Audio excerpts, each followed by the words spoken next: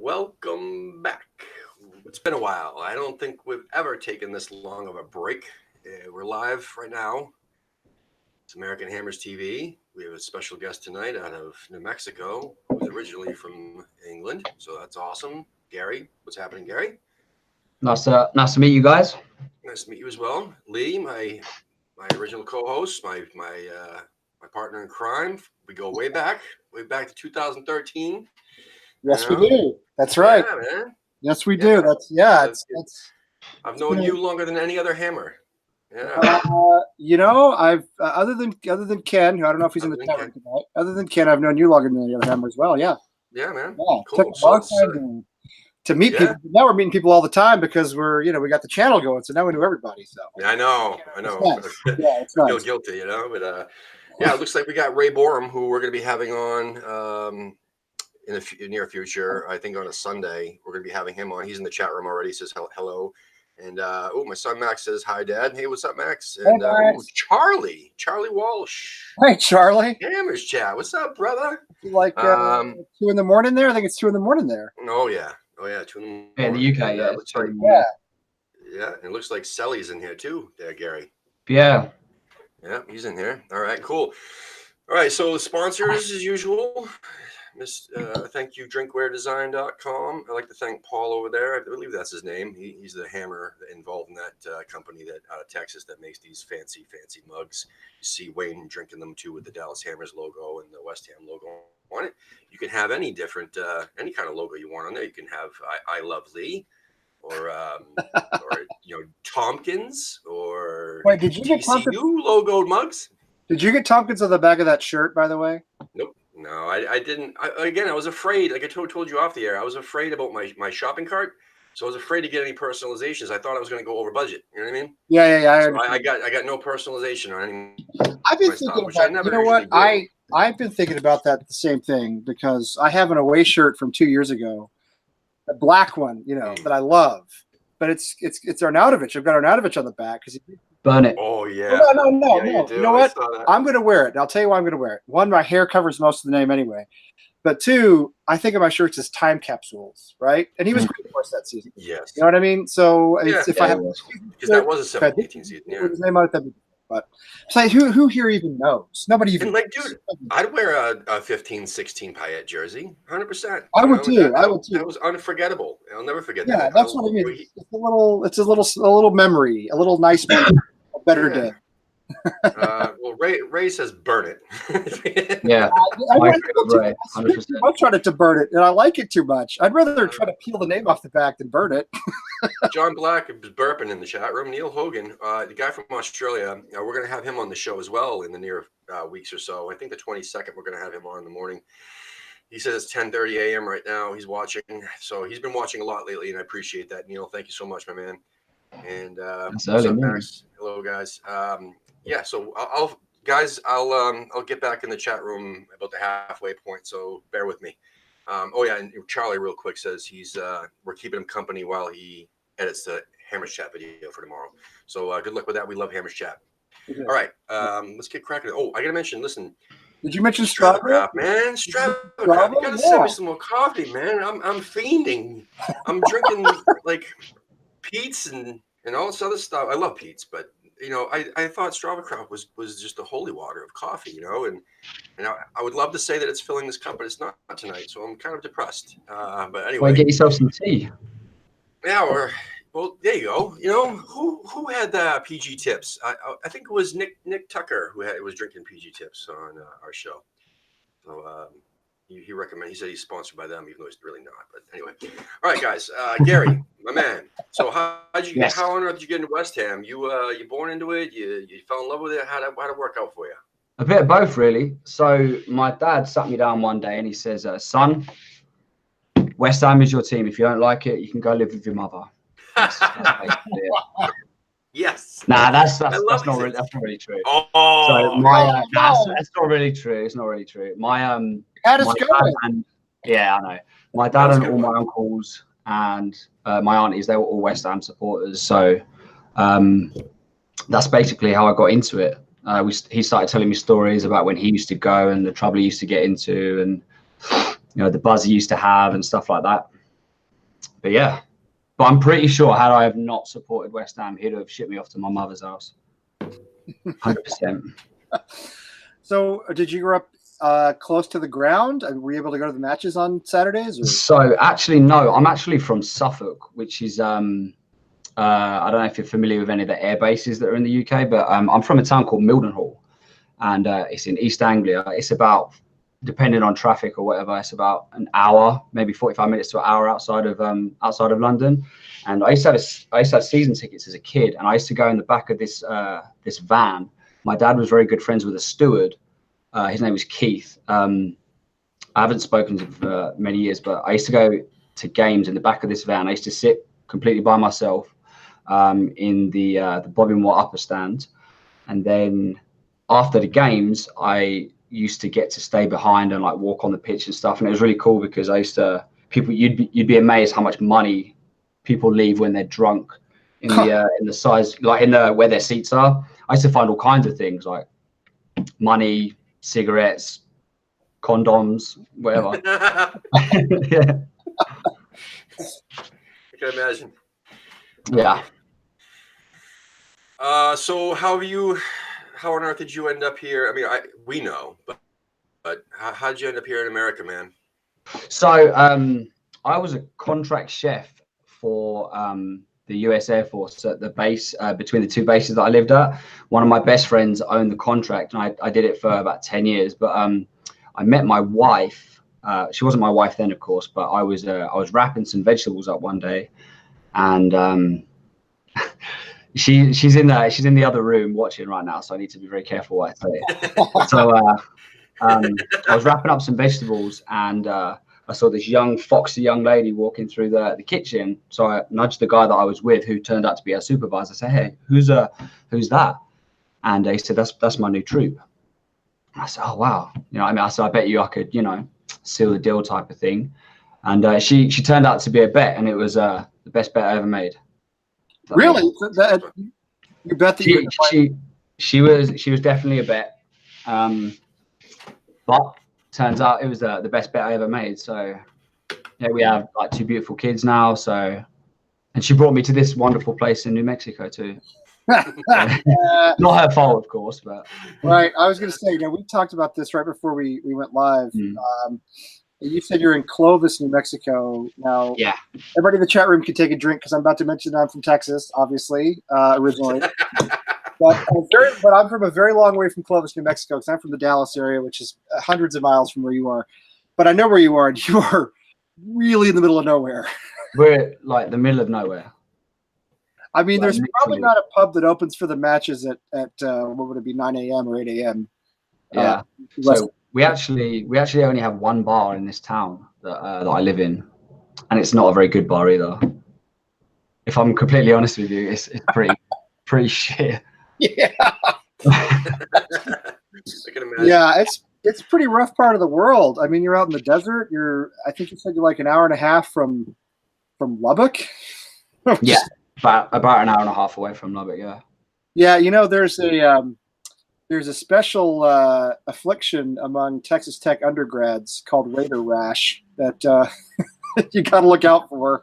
Although you don't have to look out for it. Because you're a married man, you don't have to look out for it. But I'm just saying it's something that actually gets passed around Texas Tech, and I'm not making this up. It's like native to Texas Tech.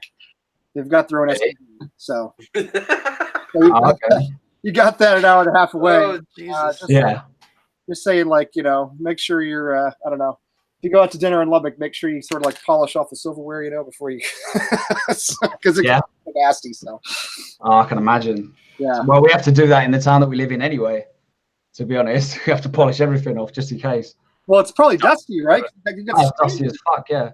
Yeah, you got like snakes and spiders and tarantulas. So I actually haven't seen any snakes here. I've heard we took a trip to Arizona, and I haven't actually. I didn't see a rattlesnake, but I heard one. I was letting my dog out, Dimmy, and I heard a snake, but I didn't see it though. So I kind of backed away from it because like snakes I'm okay with, but like you have to show a rattlesnake the respect because they can mess you up. But spiders, man, I see them things all over the place, and I don't deal with spiders at all. No. If if my kid screamed from the other room, "Oh, Daddy, there's a spider," I'm like, "Well, you better kill it because I'm not helping you." Yeah. Oh yeah. Same way. I let them live. I let spiders live because they kill insects, and I hate insects. But the part of the country we live in doesn't have deadly spiders. You know what I mean? Our spiders don't do any damage. So, you know. Oh, these ones here, they do damage, man. I have a lady at work that was bit by a brown recluse, and she had this massive hole right here on her arm. It was sick. She had it there for weeks. There was also a guy that used to come into the Starbucks I worked in. He got bit on the cheek by a brown recluse while he was playing golf. Nasty. Yeah. Dude, it was disgusting. My son used to find them, not really in this house, the old house that we lived in on base. He used to find them all the time. And he doesn't seem to be afraid of them, but. You got to, Go ahead. You got to respect those too. Yeah. Oh, yeah. Let's talk about these nifty little shirts you got behind you, man. Tell us, any stories behind them? Well, first of all, this banner, this was made by my very best friend, who I want to give a shout out to, Richard over here at Blue Action. He's probably not awake right now because it's 2:00 in the morning. He went to a wedding this weekend and probably doesn't know what day of the week it is. So he made me this banner right before I left England. This little guy over here, this is called Daddy Bear. That's my daughter's favorite thing. This shirt though, this one right here.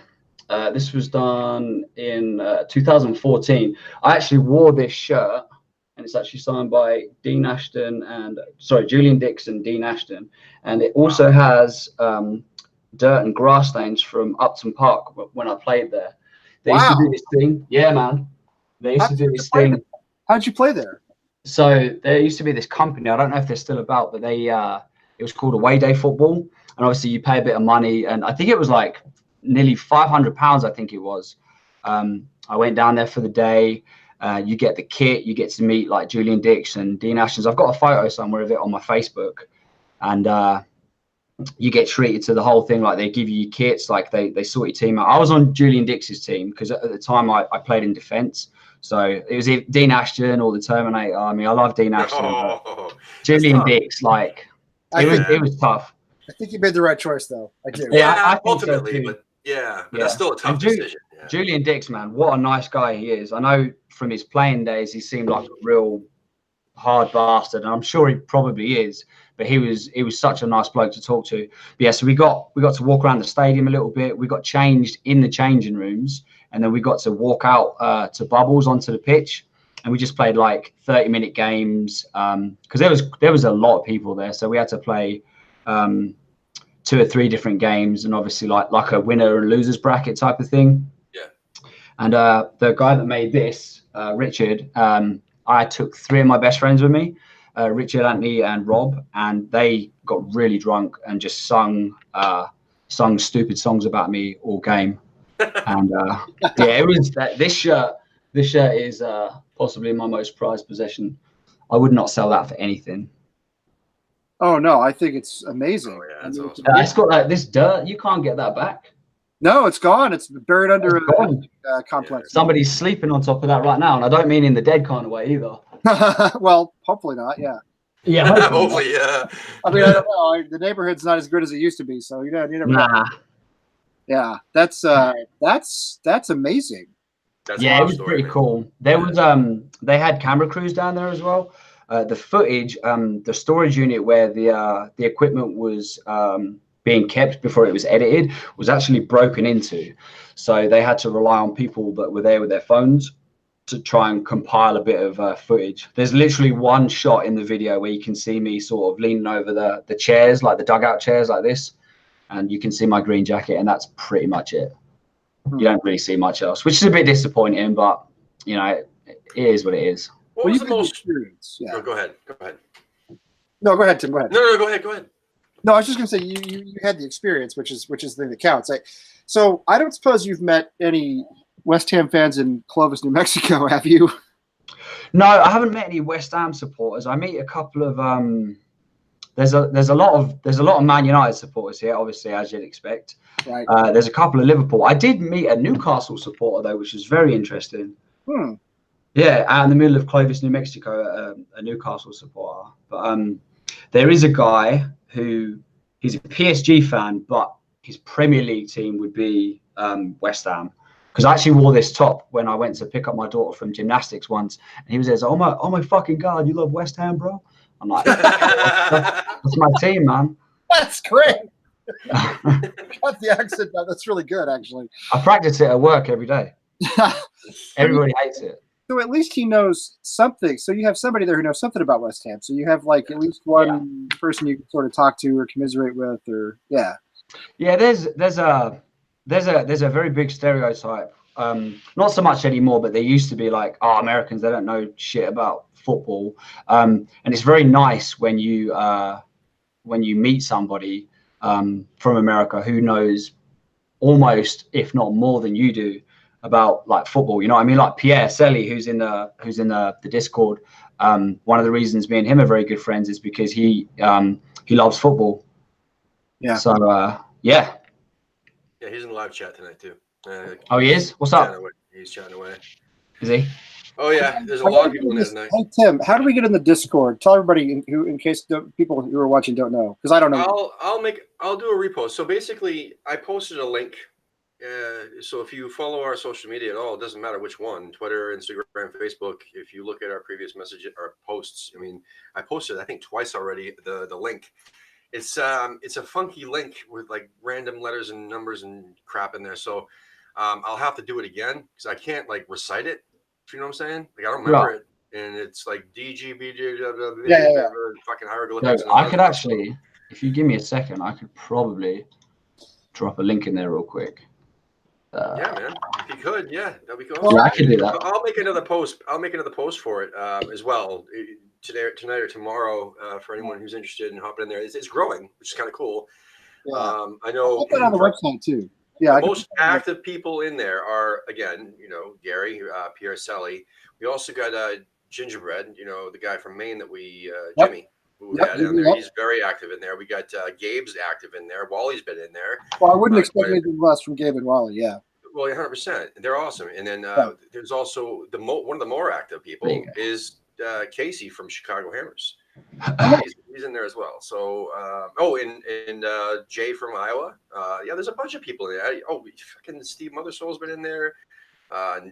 Just a bunch of people. I'm not gonna remember everybody's names, but there's been a ton. So it's growing, which is cool. And there's different channels for different topics for content. So there's the transfer rumors is one of the hot ones. The general room. There's also non-West Ham talk. There's West Ham books. There's a whole bunch of different channels that like different topics to talk about. So it's growing. But yeah, definitely, I would appreciate if anybody wants to come on in there and chat with us. I dropped the link down in the chat. I appreciate that. Click on it. We'll pop it on the website too, in case anybody ever looks at the website for any reason. Yeah. We'll put it out there too. Yeah. Yeah, that'll be good. One thing I want to get into with you before we get to that halfway mark would be there's a couple things actually. What is your most memorable match that you've been to, whether at Upton Park or London Stadium? So I only went to the London Stadium once. I went back home. I've been here for 3.5 years, and I went back home. I actually went with Selly. I went back to England with him for 2 weeks, and we actually managed to score some tickets for the Huddersfield game at home when we won 4-3. Yes. And I don't know, man. I was a bit disappointed. I'm not gonna lie. Obviously, I'd spent my whole life going to Upton Park, and like that buzz and that energy that you feel I've got some videos that I can send you from my phone when you walk up the stairs and you can first see like the open stadium and stuff. It didn't give me that buzz anymore, man. It kind of reminded me of like a tennis game being played in like a really big stadium. But the result is what mattered, and we managed to win 4-3. The most memorable game I've ever been to was probably Wigan at home when Scott Parker scored that. He scored that rocket.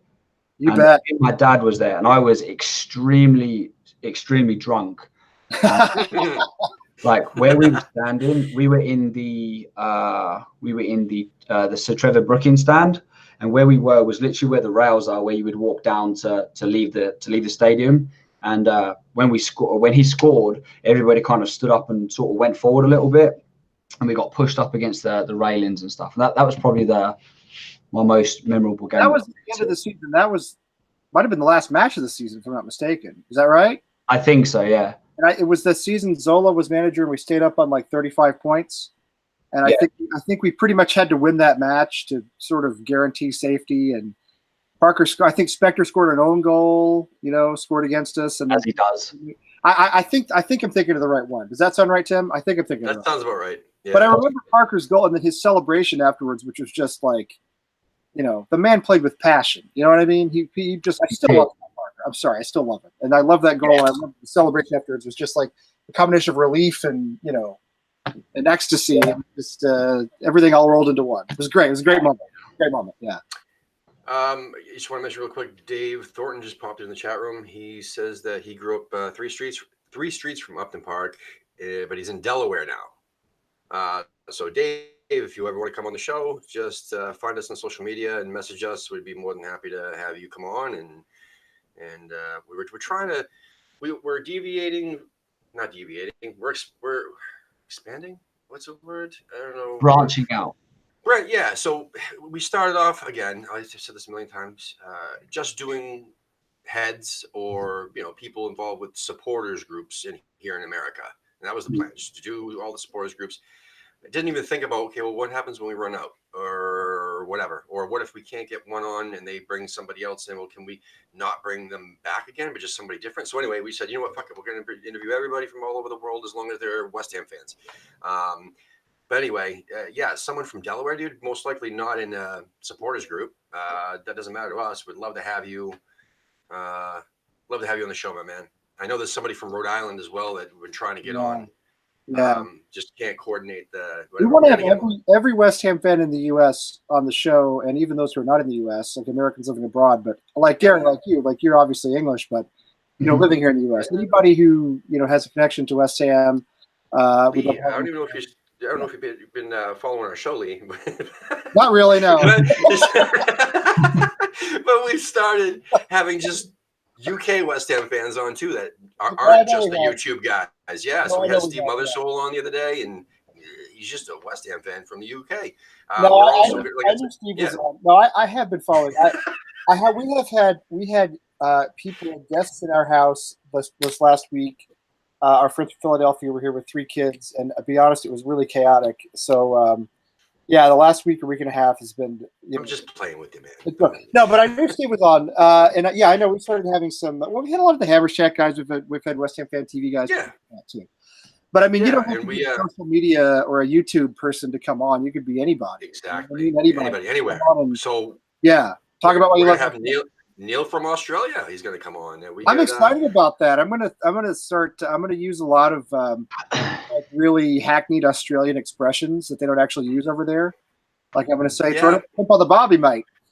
It's really impressive with my funny. accent. He's awesome, and I actually, it's funny because he's been in the chat room quite a bit. I've seen him on all the other shows, chat rooms too. Anyone that has a live chat, does other videos live, and I was thinking, like, I would love to get him on. And then I saw him, he was on JPWHU TV, and I got to listen to his story a little bit. So we're not going to really, go over that all over again too much. But, man, he's got a really cool story about, he's been a fan since, like, for decades, my man. And he was saying how difficult it was to, watch West Ham from Australia, obviously. Right. This is way before television. But it's a similar story to us here in America, where before Fox Sports and before NBC Sports, man, we didn't get it on the telly that much.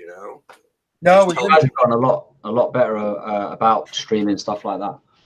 Like there's a lot more availability. So Gary, do you just watch you must just watch at home, right? There's no place to go, I would think. No, there really isn't anywhere to go. But I basically just watch it on my telly in the living room. I watch obviously West Ham, but I'll watch any game of football that's on. Yeah. Yeah, no, I'm the same way. I watch a lot. Obviously West Ham, but almost anything that's on. If it's on, I'll usually watch it. I'm the same way. Yeah, I just enjoy it. Yeah, I'll watch anytime Tottenham's on, just to root for the other team. Except for the Gold Cup final, which I'm not watching tonight. Honestly, you know. Yeah, I was watching the Copa America final, Copa man. America. God, what a disappointing competition. I didn't think Brazil were all that good, but everybody else was killing. It was horrible. It was horrible football. It was horrible. It was bad football. It was ugly. No, I feel the same way. I thought the whole competition. I thought really poor. Yes, yeah. I thought that they were a lot more talent than that. I mean, if you think about how much money per week these gentlemen make on their own clubs, even some of them are in China, some of them are, Europe, whatever. And you think about the football that they put on, the show that they put on against Peru. Right. It was very disappointing. Anyway, they ended up winning, but that's they have a player named. So anyway, so they have a player named Everton. Let's get back to. Or they don't have a player named West Ham. Exactly. They don't have a player named like Southampton. They got a guy named Everton. Why did he choose that name? Does he really? I don't know. Where does that come from? That's probably his parents. Maybe. A lot of exactly. Yeah, there's a lot of Brazilians. If you look honestly, listen, look at the rosters of all the teams in the Premier League or their top league, Serie A, whatever it is in Brazil. Every team has a Wellington and every team has an Everton. I mean, I swear to God, it's like John. Interesting. I swear to God, something like that. I didn't know that. I'm exaggerating, but it's close. It's close. Yeah. So anyway, let's get back to Gary. Sorry. I got sidetracked a lot. It's been a while, Gary. I was going to say, I haven't talked to Tim in like a week and a half. Yeah. Here's the thing, like, it's all good. Sorry about that. Nah, you're good, man. All right. Actually, Gary, what do you think? Okay, let me ask you this. What's the latest you guys have read about Maxi Gomez? Because I read everything from he's definitely not coming to he's already agreed to personal terms to you name it. Anybody have an update that I haven't had in the last 2 hours or so? It depends where you like. Each news outlet is really going to have its own take on what's happening. So from what I've read, and I use like OneFootball, Sky Sports app, I use Bleacher Report.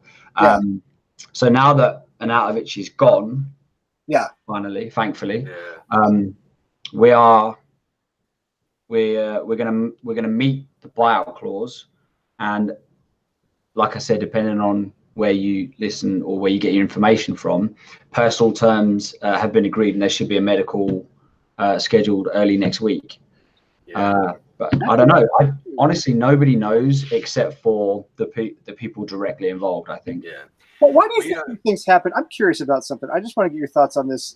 I don't expect you to have an answer. I'm just curious to see what you think about it. Mm-hmm. Why are these things always so shrouded in secrecy? Why is it always so cloak and dagger? I mean, there's always this stuff about like, oh, he's had, all these updates come and go, and the press get it wrong most of the time, and the insiders, like X is a pretty darn reliable source, but he doesn't always have the best information. It's not his fault, but even he, sometimes information isn't good. Mm-hmm. What is the deal with that? I don't understand why it works that way. Do you have anything about why football transfers there's so much drama involved? It could be a number of reasons. The first one is that news outlets just want to print news, and whether it's true or false, just to get their views or their numbers or whatever up. There could be that, and the secrecy thing. It might have something to do with like rival clubs or whatever. Like we heard the other day that Everton came in with the late bid, and I've literally not heard anything else other than they came in with the late bid. Agreed. Like, do you know what I mean? No, I do. It came out of nowhere. Yeah, totally out of nowhere. Yeah. And I don't think there's any interest from Everton whatsoever. I don't think there is either. I agree with you. I don't think there is either. No. And honestly, I mean, we've had this conversation back and forth on the Discord, which we might refer to a lot because Gary's pretty big in there. You are super happy about this, right? What about the possibility of getting Maxi Gomez? Yeah. I am. Now, like I said, I don't know much about Maxi Gomez. I've never seen him play. I haven't looked him up on YouTube. I bought him on FIFA the other day, and he's all right, but obviously FIFA's not very reliable. Right. But the fact that Pellegrini has been chasing this kid for, was it 6 or 7 months? Yeah. I'm excited for that. I think on a Hammers chat, was it Gio Gonzo? One of the two said the exact same thing, that he doesn't know anything about the player, but he's happy because it's Pellegrini's number one choice. Yeah. And Pellegrini, like, you have to trust in your manager. 100%. Yeah. And if he says this is the guy that we need to get, then I'm happy with that. Because at the end of the day, if it backfires, it's not going to be. I'm not going to get fired for it. Yeah. Do you know what I mean? I'm not going to get any hate for it. So fingers crossed it comes up. Pellegrini's the first manager we've had in a while I've really trusted. Yeah, I agree. Yeah, I didn't hate Moyes, but he always felt like a temporary, caretaker type manager. Really, anything before that was, pretty shaky. I wasn't a big Bilic fan. Sorry, I just wasn't. But and you go back before that, it gets worse, obviously. So Pellegrini's the first we've had in a long, long time that I've really trusted. So I feel the same way you do. If it's his first choice, he's been going after him for 7 months. Yeah. If it's his first choice, you have to back him. Like, how much of it though do you think is Pellegrini though, and how much of it do you think is Huselis? Is that how you say his name? I don't know how you say it. I would say Husillos, but I'm not sure. Close enough. Don't really speak Spanish. Close enough. Huselis. Like, how much of everything that's happening is? Do you think that Pellegrini just says, right, this is the guy I want, like, now I'm delegating it to you, you go out and do what you can? It could be that, or it could be just, he says what he needs. He explains to Huselos, or whatever the fuck his name is, that this is exactly what I'm looking for, this type of person, and this about this age, because I need them to last, blah, blah, blah. This is exactly the type of person I'm looking for. Find it. And then he's like, whoa, this guy, this is the number one. Oh, he's going to work. But my concern is that the guy has never scored over 20 goals in any competition in his fucking life. Number two, we're going to be spending $45 fucking million, pounds, whatever the fuck. I had this this debate with Casey from Chicago in our Discord today. He was all hell-bent on, like, yeah, I mean, I'd be happy if he scored 13 goals and had 7 assists. Not for that. Not for 45 fucking million pounds or euros. No way. For 20 million, like we did with Arnautovic, absolutely. But come on, dude. If we're spending that much fucking money, they better score 20 goals or fuck off. Sorry. Yeah. No, I kind of feel the same way. I have to say, if we're going to break a transfer record on a striker, he better bring in some goals. I mean, seriously. We could sign a Rondon and get 8 or 10 goals, or we can go out and thank God Mitrovic has committed his future to Fulham, and nobody can ever talk about him. I never wanted to hear anything. You see that post I made today about that? He's at his level, quite frankly. He's at his level. That's fine. That's fine. Let him be there. I just don't. I never wanted him to West Ham. The thing is with the price though, right? And a lot of teams have to realize is when you go out looking for strikers, or you go out looking for team's best players, right? It is no longer a buyer's market; it's a seller's market. It's exactly what we did with Issa Diop when Man United came sniffing for him. Like, no way is he worth 65 million plus whatever. Like that or somebody like that. Yeah, Sullivan. Exactly. We said, we'll take Martial and 65 million. Yeah, okay, thanks. Okay. But the thing is it's a seller's market. If you want my best player that I don't wish to sell, like, you better fucking pay me. Yeah. Like, well, Bellotti, right? They were saying that the fee that Torino were asking was significantly more than Gomez's release clause. I think it was like 63 million or something like that. Like euros or pounds. Yeah, which is 63 something million pounds. Yeah. Ooh. Exactly. I would way more than that. Right, but that's way more than he's worth. Far more. That dude's an animal. That dude's a beast. He's like, and he's passionate. He's more like a healthy Dean Ashton, and he's young. I mean, he's not quite as young as Maxi, but he's like, if you watch his reels, man, oh my God, and his passion is what we haven't had since like Paulo Di Canio, or no, I'm sorry, it's actually since Tevez. Really, when you see Tevez out there, that's the type of player that Bellotti is, and Gomez is not that player. I mean, Gomez is but he's also young, and I give him credit. Listen, I'm sorry, so I'll finish that with this.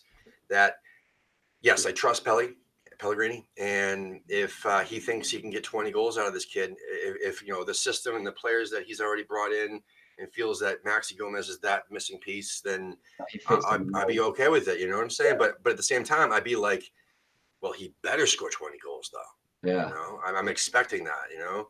I feel the same way. I thought Belotti's price at 60 plus million pounds was too high. He is a good player. Don't get me wrong. I like him a lot as a player. I thought it was. Jesus, Wayne. But prices. I got 2 words for you. Anyway. All our problems. I got 2 words for solve all our problems. Mario Balotelli on a free. Well, that's 5 words. Whatever.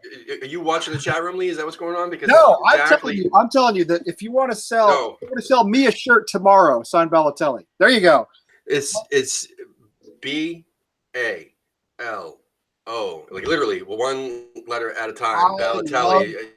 I love Wayne Hammer, Balotelli on a free. I would love it too. 27 years old. I'd take Balotelli in a heartbeat.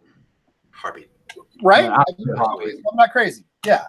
His attitude is a bit poor, but the guy's an animal, and he knows where the goal is. Yeah, I think he's eccentric, right? Whereas Arnautovic was a snake. I think Payet had legitimate family problems, and that's what drove him away. And I don't like the way he handled himself. No, I don't blame him for leaving if he left for the reasons we think he did. Arnautovic was a genuine snake. Balotelli is just a goofball to me. He's just I mean, he got in a scuffle with Mancini, but that was really it, man. Like, I don't think he's a cancer. I think other players like him. I don't know, Gary. What do you think? What do you think about his attitude? Not that it matters. I know we're not going to sign him, but just curious. For me personally, I like people like that because I'm like that myself. Like I'm real childish and do stupid shit. I mean, I wouldn't let fireworks off in my bathroom, to be honest, but I wouldn't go out to the grocery store for some eggs and come back with a fucking. What did he come back with? He left to go buy his mother something. He came back with like a quad bike or something like that, or a trampoline or something, something stupid. But I personally like things like that. It's like I love that around the club. I mean, that's something I love around the club. I do too. Yeah. It's like Ravel Morrison as well. I'm a big fan of Ravel Morrison. Oh, yeah. And I was so gutted when we terminated his contract because he had all that trouble with his ex-girlfriend or something like that. He threatened her and her mum or something like that. I don't really know, but what an absolute waste of talent that kid is. Yeah. Well, he's in Sheffield. Tragedy. That guy's an absolute tragedy. I agree. I mean, because I go back to the Spurs, the famous 4-6-0. 4-6-0. That Allardyce threw out against Spurs. But on that day it worked because Morrison was out of this world. I mean, he was unbelievable. Yeah. He's on trial at Sheffield United as we speak. Which makes our game against them very interesting because there's that bad blood between West Ham and Sheffield United, and plus Ravel Morrison's there. Mm-hmm. Well, it only guarantees you to win. Can you imagine if he fucking finally snapped out of it and then had a sick game against us? No, it only guarantees he'll score against us because anybody who ever played for us automatically scores against us. We know that without a doubt. I mean, that always happens, right? So, God Almighty, Charlie just won't. Charlie Walsh and his Hugel, man, I'm telling you, he's like. Hugo! Hugo for life, man. We got Hugo. Okay. If you see the pictures of or videos of the training, what? He looks like a lost kid. He looks like looks like if you watch the videos from their training in Austria. I wanted him to succeed because he loved like he loved being at West Ham and he wanted to play for us. Nobody ever wants to play for us. We have to go beat guys over the head with money to get him here, like we're apparently doing with Maxi Gomez. But Hugo wanted so much to play for West Ham. He loved being here. Was so excited. He's just not any good. But I really wanted him to succeed. I really wanted it. Like, I love the guy. He's just not good enough. It's okay. He's going on loan to Real Madrid. So that's all I said. All right, let's get into the chat room real quick. We got same old people. Nobody new really since the beginning other than Wayne.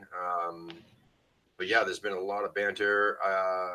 Wayne said something really interesting. It was Hugh Silly Os. He spelled it out like how you say it. It's okay. Husilius. Yeah, I really don't. I don't. Yeah, Husilius. Yeah, I don't really know if that's correct or not. Husilos.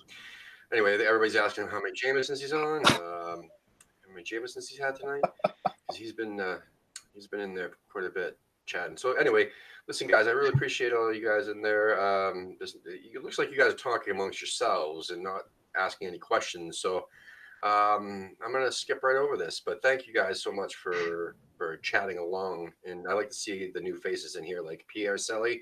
I hope you pop in our next videos as well and chat with everybody, because you see people like Gabe and Wally in there, and Wayne and John Black and Soren Neil, and now we got Ray Borum. Like I said, we're gonna have Ray. Ray's from UK as well, but he's still in the UK, and we're gonna have him on soon, actually, in a couple weeks. Jerry, are you gonna get over? Are you gonna get back over next season? Do you think, or this coming season?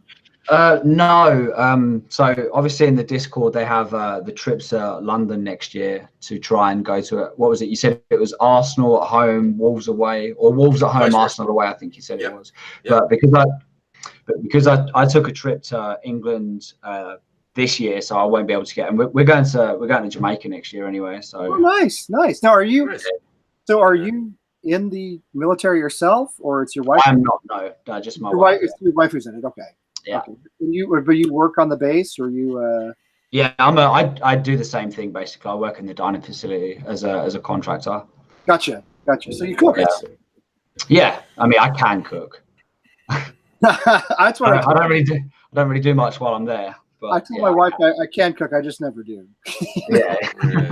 She doesn't believe me. We have my wife doesn't let me cook unless it's frozen. Well, you can grill. I grill. That counts, right?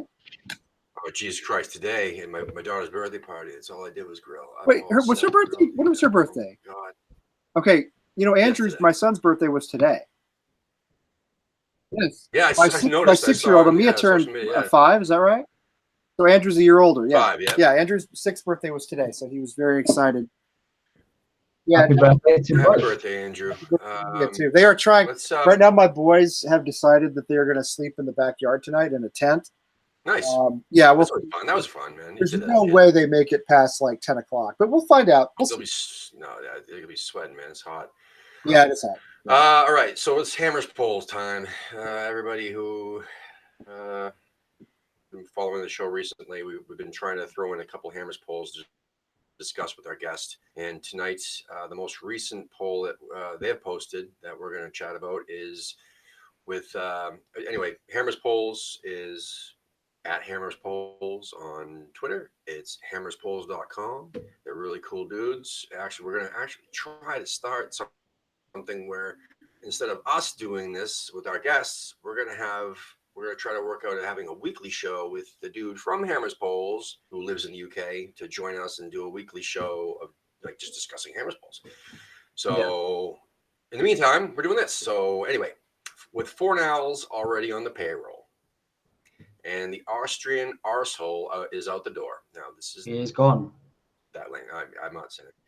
Yeah, I would say something a lot worse than arsehole. Anyway, talk of Gomez is still ongoing, but how many more signings do you think Husilios, Pellegrini, David Gold, and the board will bring into the club before the transfer window shuts? 1, 2, 3, or is this 4? This is including Gomez or after Gomez? Let's start with it. It says talk of Gomez still ongoing, but how many more signings? Maybe including 3. Yeah, I think Gomez will be the marquee signing. We might get maybe another centre back and possibly maybe a central midfielder. I don't know, like a nice little spine going. Or maybe, but to be fair though, we need another striker. Mm-hmm. So maybe 3, 4. But yeah, I mean it all depends on who's staying. If Chicharito's staying, I mean Gomez and Chicharito, I mean I wouldn't mind seeing that partnership, not partnership, but like as a backup. But he won't want to play a backup. Chicharito does not want to play second fiddle. He hates that. I love Chicharito. He's a model professional. He's a great player. He's a model professional. I think he's been great at West Ham, but he doesn't fit into Pellegrini's system. He just doesn't. He doesn't fit in a system where he's the only striker up front. He needs somebody up there to play alongside him. Well, I had this conversation with a friend of mine. They were talking about, why doesn't Hernandez score goals for West Ham? Like he did it at United, at Real Madrid, and was it Bayer Leverkusen he was at? Yeah. But he scored quite a few for them too. Yeah. He did. You got to remember is that we're West Ham. We don't have at the time we didn't have the midfield that Man United had. We didn't have the world-class players that Real Madrid had. Like, if you've got people feeding you chances every few minutes, like during a game, like 5, 6, 7, 8 chances a game, chances are you're going to put them away. We don't have that type of luxury at West Ham. We have maybe 1 or 2 players, and Lanzini was out injured for a while. So absolutely right. Yeah, and he's a little older. You know, I mean, he's a little older. He's not. He's maybe a little bit past his prime. To be fair, Chicharito is. Yeah. And yeah, you're right. We're not. We don't have world class. Well, Felipe Anderson may be out on the wing, but we don't really have world class midfielders, especially with Lanzini having most of the season. Yeah, exactly. Lee, how many do you think? I hate to say it. I say Gomez plus 1 more. I think once we break the bank on Gomez, I think it's going to be hard to get numbers in unless or a freebie or something. I agree with you exactly. Yeah, because the thing is that we were supposed to rack up all this extra money, and with all these exiting, I mean, all these players that were supposed to be exiting. Well, we still have fucking all these players: Obiang, Hugo, Byram. They haven't gone. Yeah, exactly. Chicharito was even. I mean, we haven't sold other than Arnie, really. Anyway, I say 2. I say 2 as well. But the number 1 answer on the poll, anyway, out of 511 votes, as of right now, 3, 49%. But 2 is second with 33%. Real quick, we'll do one more real quickly, and then we're going to get into the 10 questions. So. With rumors currently that we've missed out. Actually, no, that's not going to work because Mitrovic is not even in there. All right. Let's just get straight into the questions because the other Harris polls had Mitrovic involved, and that ain't happening. So I'm not going to bother wasting my time. Exactly. Never wanted him. Don't need him. And why? It doesn't really. Yeah, I was going to say he'll score 40 goals next year, but who cares? It'll be in the championship. So whatever. That'll still be pretty impressive if he scores that in the championship, though, to be fair. The championships it's a tough league. What? You're absolutely right. It is actually a quality league. It's probably still one of the best leagues in Europe, even though it's not the first division in England. It's still probably one of the top. It's better than most of the top leagues in most countries in Europe. So, yeah. That's true. It's very difficult to get out of. It is. We were very fortunate to get out when we did in the way we did back in 2012. Yeah.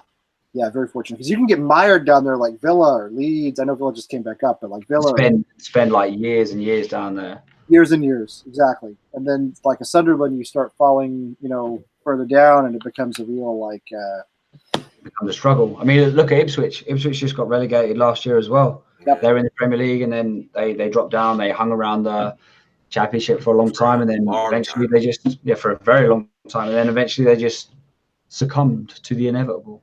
Yeah. Yes. Yeah, and it had nothing to do with what Bolton's going through either. Financially they're okay. It's just they don't have the investment to bring them to the next level. But they had investment to stay.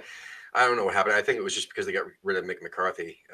If you don't bounce right back up to the championship, you're in a lot of trouble. I think. If you bounce up within 2 seasons, you're in a lot of trouble because then you can recruit the players. The worst is the football league in general. Like once they drop out of League 2 and go down to the conference, because the bottom 2 teams drop out of League 2 and go down, and only the top team plus the playoff winner goes up. And can you imagine how the window there is so tiny because only 2 teams go up, and the competition in that conference national league or that national league.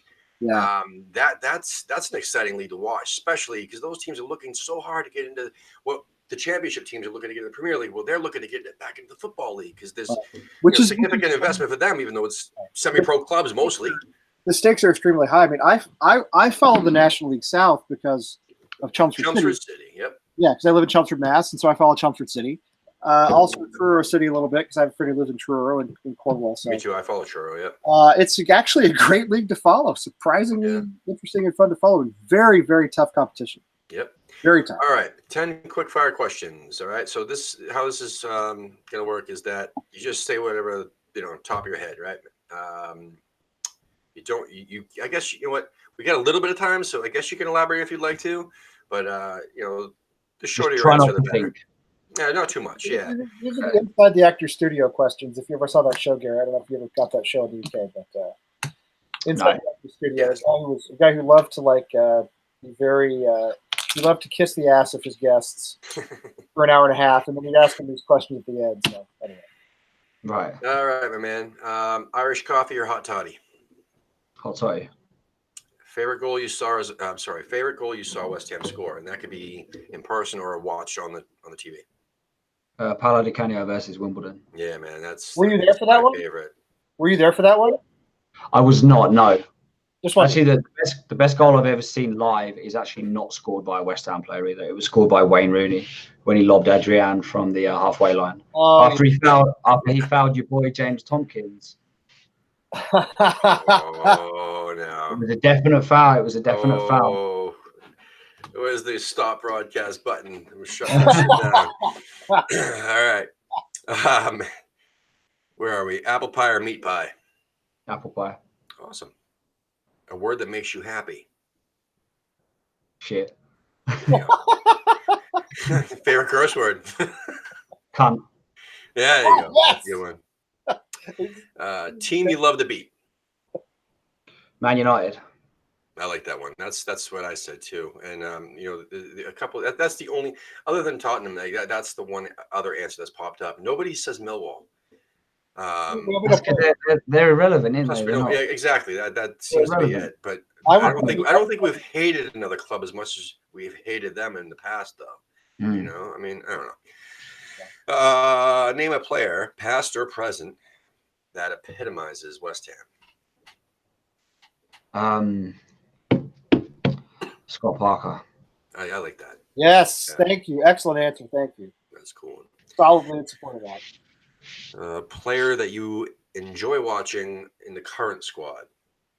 Player that I enjoy watching in the current squad. Declan Rice. Me too. Yep. He's very gracious. Yeah. Composed. Very elegant. Off the pitch, he's a goofball. On the pitch, he's masterful. Off the pitch, he's such a dork. Yeah. Did you see him get scared in that video? Yes. Yeah, that was the best thing I've ever seen in my life. I love watching people get scared more than anything else. It was my favorite YouTube. I watched that literally about 20 times at work. And I could not stop laughing. Yeah. That's what I like about it. Is he's very like, to me, he's very relatable because he's kind of a dork. You know what I mean? Yeah. But on the pitch, he's brilliant. He just off the pitch, he just seems like such a goofball. Yeah. What player from West Ham's past would you bring into today's squad if you could? In their prime. In their prime and not injured, Dean Ashton.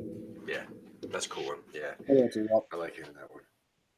And the final question would be, if you found a time machine, went back and met with Bobby Moore, and you were able to say something to him, what would it be? Thank you. Right on. That's literally what I'd say to him. Just thank you. Yeah. My dad spoke very highly of Bobby Moore, and obviously growing up, you see the footage of him, and so he just made the game look easy. Like he always know where the ball was going to be, because he wasn't blessed with any pace or anything, but he knew exactly where the ball would be a few minutes before the ball would get there, if that made sense. Like he had this intuition. When you watch the clips of him, and I always say this on this show, but it's always true. When you watch the clips of him, YouTube clips and all the sort of historic archival footage, whatever, he never breaks a sweat. I mean, there's never a hair out of place on his head. He never breaks a sweat. He just looks so cool. And he did everything so easily. And as you said, he wasn't athletically any necessarily more gifted than any other player. He was just smarter. Brain. Yeah, he was smarter, and he knew where to go. He knew where to go, knew where the ball was going to be. Wayne Gretzky, the great hockey player, used to say, you don't skate to where the puck is, you skate to where the puck is going to be. And that's what Bobby Moore did. He went to where the ball was going to be, as anticipation. And just, I mean, cool and collected. And I love the guys like Julian Dix, who are all over the pitch and sliding into people and pouring in sweat. But I also love a guy like Bobby Moore, who's just out there. He's like James Bond, he's unshakable. He's just like, he's just a classic Englishman, just a total English gentleman on and off the pitch, Very classy. Yeah. We have a bunch of people chatting in the chat room. I guess Mr. Wayne, that we have on as co-host from time to time, got banned from Twitter today Yeah, he did. Oh, that was ridiculous. For saying an au revoir to in Chinese, I guess you'd say. He didn't say anything objectionable, anything worse than what I see every single day on Twitter. There was a Declan Rice comment minus the Declan involved. He said he said he hoped he choked on fried rice. People in China. I mean, okay, I don't know if people in China actually eat fried rice, but if you get a Chinese takeout here in the U.S., you could easily get fried rice, right? Yeah. It's not a racist comment. It's just it's a culinary comment. You know. Well, really, though. I mean, it's one of those things where I'm the most anti-PC person that off. I mean, right. You can probably tell it anyway. I'm a fairly PC person. Wouldn't that be similar to beans and stuff, or with our southern counterparts? I don't know. Okay, I mean, is that to me? It's I don't see it as being anything that like if Chicharito decided to go back to Mexico, and but Arnie's not Chinese. Arnie's not Chinese. Arnie's Austrian. Okay, there you go. He said he choked on a schnitzel or something. Maybe that would be, I don't know. Schnitzel. Yeah. I love schnitzel, by the way. I do. I think it's the best. If you said he helped you choked on a sausage, I mean, but he was talking about a food people maybe eat in China, or at least we think they do. Maybe they don't really, because I'm sure Chinese food in China is very different from what we get here. But I don't know. It's probably healthier for one. It's probably much healthier because right, because ours is like all deep fried and fat and everything else. It's got loads of bullshit. Charlie Walsh in the chat room just asked a question. I guess I don't know why he needs the answer. He said we need answers. Would you rather fight 10 duck-sized horses or one horse-sized duck? One horse-sized duck. Charlie, go to bed. Charlie, go to bed. It's about 3 a.m. there right now. Yeah. How big is this horse, though? Duck-sized horse? I don't. 10 duck-sized horses or one horse-sized duck. No, I think I'd rather fight one it's the horse-sized duck without a doubt. 10 duck-sized horses doesn't seem that yeah, but horses are threatening, Well, if they're duck-sized, then you can just kick them, no? But ducks are like squash them. I mean, they're not tiny. They're not like little chihuahuas. They're like He says Charlie says you're mad. One horse-sized duck would bite your head off. Nah, mate, I'd punch it straight in the face. Oh, you got. Listen, Charlie. This is. Oh God, Charlie, you see what you've done to us, man? We're talking about ducks and horses. We're supposed to be talking about West Ham here. Horses are fairly smart. Ducks are kind of stupid. I think you'd have an advantage over a horse-sized duck. I'll just chuck it some bread. Duck meat is much better than horse meat. That's going to overfeed it until its liver explodes, and then have the best pate you've ever had in your life. Because I love pate. The duck liver pate. Yeah. That's how they make it. They feed ducks until their livers explode. No shit. Yes, the geese too. Yeah. That sounds very inhumane. We have one last question here. Not great. We have time for one more. This is actually West Ham related. Patrick Davis in the chat room. I didn't see you here all night, but thank you for popping in. He says, "What should we do with Reece Oxford?" That's a good question. He's in training right now. That's a good. I saw a picture of him and I thought, "What's he doing there?" But of course, he's still our player. Yeah. I'd give him another chance, to be honest. I said no, and then now I'm changing my mind. I definitely feel that it's worth a punt, right? I mean, fucking let him do it. I think a lot of it has to do with his attitude. Like the same. Not saying that he had the same poor attitude as somebody like Ravel Morrison was reported that he had like a bad attitude. I think having all of that exposure as a 16-year-old and then getting offered like for a 16-year-old, 17-year-old, you're getting offered, what was it, like £20,000 a week or something like that?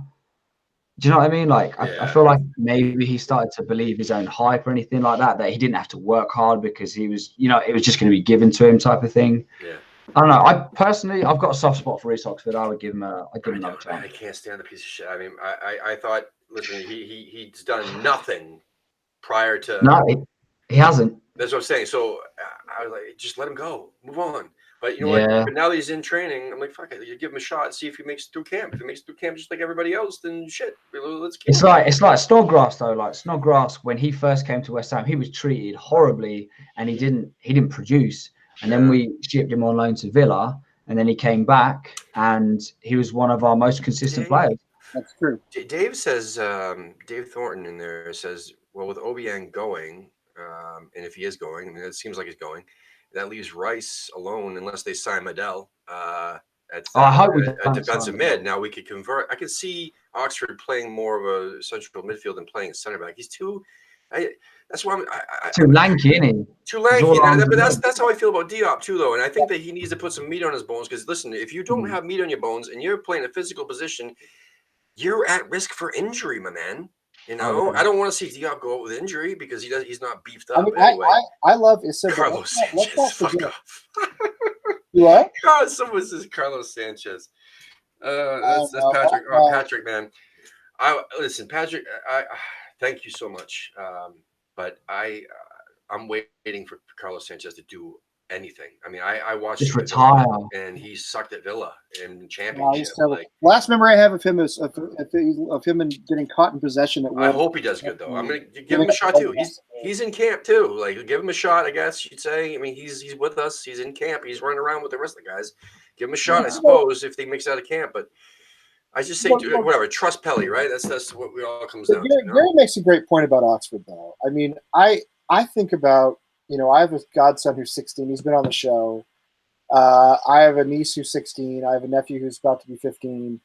I mean, I realize they're not professional footballers. I know they live different lives, but they make really bad decisions. I mean, and they're good kids, don't get me wrong, but they're just teenagers.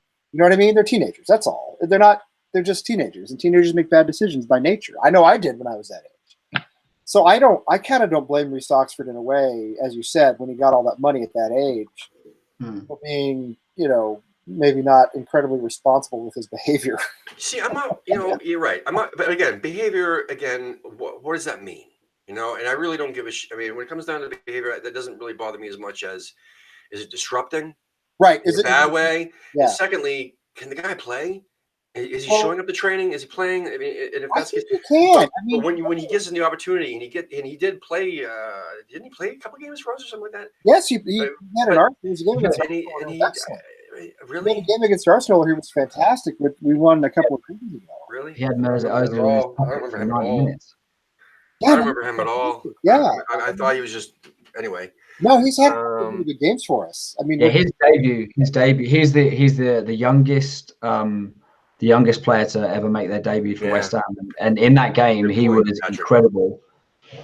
Patrick said Rio Ferdinand was disruptive when he was Oxford's age, so maybe a move. Exactly. Look what he went on to go and do. Exactly. So I'm torn, man. I'm not impressed with him until he does something to impress us, right? Yeah. So that's where I'm at with him. So if he impresses us during preseason, great. Keep him on, okay? But see, same thing with Carlos Sanchez. Arnautovic I think he was a cancer. I think we're about to hear a lot of stories about how much of a cancer Arnautovic really was. Aren't we so glad that it's over, though? Aren't we all just so I'm very glad it's elated and happy that he's just gone? It was done. Bye. I defended him for a long time, and I thought for a long time we should keep him because we knew he could play. We needed strikers. We didn't want to get rid of strikers, but what he pulled here over the last couple of weeks was, I mean, even I couldn't go that far. It's ridiculous. It's ridiculous. He's off to China. Fine. He can wallow in obscurity. That's fine. He can make his money. That's fine. I don't care. He's gone. It's all that matters.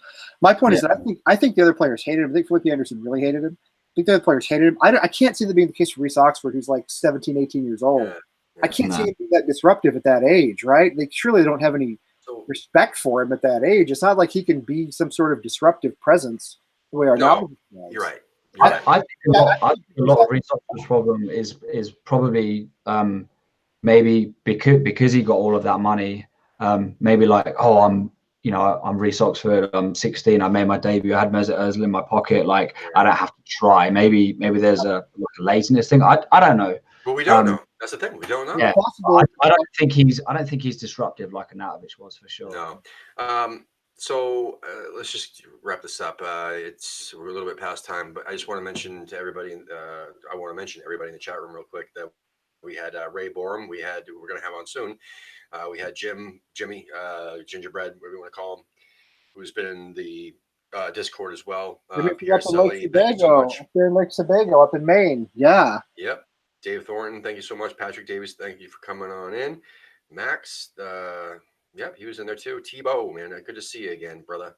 Tell Max to go to bed. It's past his bedtime too. Tebow is in there. Yeah, I know. He's got a friend sleeping over tonight. By the way, my boys have already come in from the outside. They didn't make it. They didn't even make it at 10 o'clock. That's awesome. I thought they'd make it, man. We had Wally World, obviously, and Gabe and so on. Thank you guys. So Charlie Walsh, obviously, you maniac. Thanks for distracting us with your duck and horse combination. And listen, I don't think we mentioned at the beginning. Go to our website, go to AmericanHammersTV.us and check out the shop and check out our new line of T-shirts on Bonfire. Please, because we only have those things 5 days left. When I get paid again on Friday, all right? When I get paid again on Friday, which I think is the last day of the campaign, it's Friday, if I'm not mistaken. It is. I'm going to buy one as soon as I get paid, maybe even a sweatshirt, because these things are great. They're on the front, and they say on the back, like, West Ham United supporters are let and see. Yeah. Beautiful. Didn't you, weren't you shocked at the quality of them, though? Like, I thought it was going to be some cheap, thick-ass cotton and uncomfortable. I take my T-shirts very seriously, and I'm not joking about this. I wear T-shirts every day at work in the summer. And, like, this one is a pretty nice one that I've had for a while. But the American Hammers TV T-shirts are of really good quality. Super soft. And I wouldn't say that if they weren't true, because believe me, I mean, T-shirts are kind of a big deal to me. Well, yeah. They're of excellent quality. They really were about to switch, shops. We were just going to open up a whole new shop, but we decided to continue with them because when we ordered them, the quality of the. When I got mine, I couldn't believe how nice it was. The great thing is the transfer on the front isn't one of those that you sweat underneath. You know what I mean? Mm-hmm. It's all very soft and very it breathes a lot. Anyway, you got to get one of these because honestly they're great, and the new ones are even better. The new one's I'm kind of upset that I bought the old one because I like the new one so much better. I'll end up with both, so it doesn't matter. Yeah. Please pick one up, and guys, it's bonfire.com, and the rest of it isn't the same as the first one because that was a different campaign. That was just for our logo. But this new design is actually bonfire.com/AHTV-2. You can go to our website. There's a link. There's still a link to it. Isn't there? Yeah. Well, you know what? Go after. It needs to be updated, but in the description below it is. I updated that one. Go to our website after 11 o'clock tomorrow morning Eastern time, and I'll have it updated. And you're also going to have the schedule up soon. And I'm going to mention the schedule real quick. The schedule. We have a super busy week this week. I'm just so thankful that all these different people have decided to come on our show, like Gary. Thank you so much for coming on tonight. Yeah, we appreciate it. You're very welcome. Tomorrow we have former West Ham player, an academy graduate, Zavon Hines, at 10 a.m. Eastern, which is going to be awesome. He did score one Premier League goal with the club, but also my favorite goal that he scored was a cup goal against Millwall. Yeah, you said it. Yes, that's right. That's right. We're going to talk about that in depth. We're also going to talk to him in depth about the academy. I just want to know more about what the academy experience is like as a player, which we don't really have we don't really get to hear, like what the training sessions are like, etc. Compared to the first team football, or is there a difference? So anyway, we got Nikki Marshy from West Ham Fan TV Fan Cams. Yeah, he's one of my favorite ones to watch. Me too. I'm really excited to have him on, man. He's a really cool dude, and Baz likes him. I mean, he's talked highly of him. Obviously, Nikki from West Ham Fan TV said very nice things about him, and Dom also. There's a transfer show tomorrow night. I believe it's an earlier show than I thought. I thought it was going to be like at 9:30 Eastern time, but I think he said 5 p.m. Mountain. I'm not sure. So that's like 7 p.m. for us. I'm not sure, but we'll post a flyer for that tomorrow. So there is going to be a transfer show with Scott Davis and the lads. I believe Jeremiah Carson is going to be on there as well from Green Street Hammers. So anyway, Wednesday we have the name eludes me. Somebody from Sacramento Hammers. So that'll be awesome. That's someone we have not had on yet. They do have a group over there. Pretty cool Facebook group too. And then we have a gentleman from Seattle Hammers, Chad, on Thursday with Lee and Justin. Wayne's going to be co-hosting both shows with me tomorrow, just so you know, everybody. And then the Wednesday show, he's co-hosting with me as well. And then Sunday, the 14th, a week from today, we're going to have 2 shows. A 2 o'clock show that Wayne will be hosting with Ray Borum, who was there in the chat room tonight. And then at 9 o'clock with Lee and I, we have Nick Stamper, who's been on the huge on Twitter. Yes. He's been on with what's his name? He's done the Bitch Fest with Scott Davis, and he's also done the transfer roundup shows. And dude, it just doesn't even stop. I'm telling you right now. Where is it? That's a good thing, though, right? Oh, it's huge. It's awesome. Where it has to be. Yep. We have the following Monday, the 15th. We have Belfast Hammers, which I'm really excited about, at 10 a.m. on Monday, the 15th. Supporters group from Northern Ireland, and then yeah, we got a transfer show, another show in the works. I was a big guest, so I got to confirm. And then the 17th and 18th, man, I'm just telling you guys because I just want to get you guys excited to stick around and spread the word and get subscribe to our channel and try to get other people to subscribe too, because we got Ryan James, the guy that Lee and I met at the Boston Fan Fest thing with the NBC Sports, Ryan James from Boston. And then on Thursday, the 18th, we got Nick from Mile High Hammers, one of the co-founders. So, yeah, anyway, and there's plenty more after that. I just don't want to waste any more time because it's 10:13 Eastern and my wife's got to go to bed and I got to go to bed and everything else. Yep. So anyway, all right, guys, listen. Gary, thank you very much. Thank you, Gary. Oh, thank you. No, thank you, guys. I hope you were awesome. I hope you survive Clovis, New Mexico for as long as you have to be there. Gary, you were We've awesome. been here 3.5 years, so. And thank you, Tim. Thank you. I appreciate having you in there, and I also appreciate your, the banter and everything else that we got going on in the Discord. Oh, so, definitely. Guys, I'm going to try to find the Discord link and post it up on the description. It's not there yet, but anyway, I'm going to repost everything about the Discord tomorrow.